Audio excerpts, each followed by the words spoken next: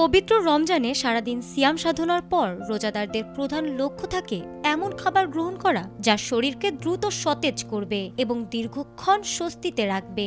ইফতারে ভাজা পোড়া বা ভারী খাবারের ভিড়ে স্বাস্থ্য সচেতন মানুষের কাছে ইদানিং জনপ্রিয় হয়ে উঠেছে একটি চিরায়ত বাঙালি খাবার, দই চিরা। পুষ্টিবিদদের মতে রমজানের ক্লান্তি দূর করতে এবং হজমের সমস্যা এড়াতে দই চিরার কোনো বিকল্প নেই। কিন্তু প্রশ্ন হলো, তেল মশলাযুক্ত মুখরোচক খাবারের ভিড়ে দই চিরা কেন আপনার ইফতার বা সেহরির তালিকায় অপরিহার্য হওয়া উচিত?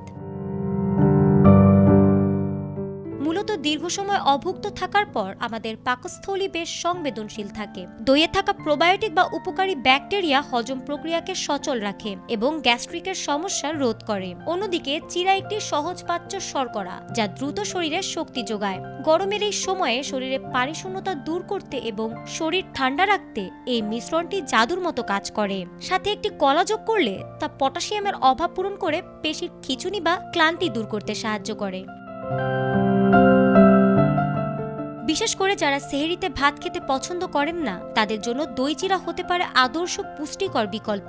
এটি রক্তের শর্করার মাত্রা নিয়ন্ত্রণে রাখে এবং পেট দীর্ঘক্ষণ ভরা থাকার অনুভূতি দেয়। ইফতারের টেবিলে কেবল রুচি নয়, প্রাধান্য দেওয়া উচিত শরীরের চাহিদাকে। কৃত্রিম পানীয় বা অতিরিক্ত তেলে ভাজা খাবারের বদলে এক বাটি দই চিরা আপনার শরীরকে যেমন দেবে প্রশান্তি, তেমনি রাখবে কর্মক্ষম। সুস্থ শরীর নিয়ে ইবাদত সম্পন্ন করতে এই রমজানে দই চিরাকে করুন আপনার নিত্যসঙ্গী। স্বাস্থ্যকর খাদ্যাভ্যাসই হোক সুন্দর ও স্বস্তিময় রমজানের মূল মন্ত্র।